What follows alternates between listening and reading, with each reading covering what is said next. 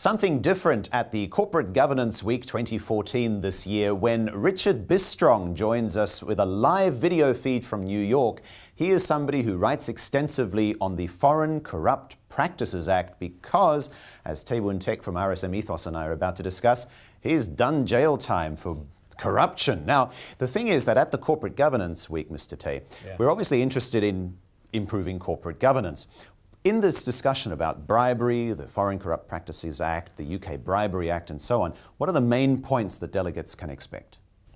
I think this is a key session where we really want to talk about when a practice is actually a cultural practice that is treated as a gift and when that gift can become corruption.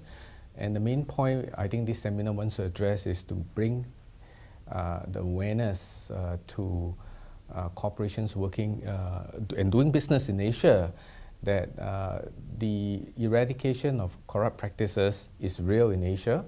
And if you look at the last 5 years, the enforcement agencies in this part of the world are seriously taking actions to at least remove some part of these corrupt activities.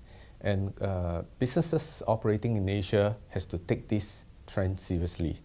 I suppose, though, that when you're coming from Singapore, when you're a Singapore-listed company, you're kind of used to an environment where corruption is just not accepted. But as soon as you then move into other parts of the region, of course, the situation is different.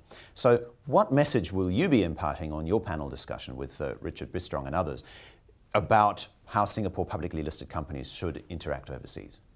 I think every Singaporeans and Singapore companies already know that the Prevention of Corrupt Practices Act don't just cover Singapore.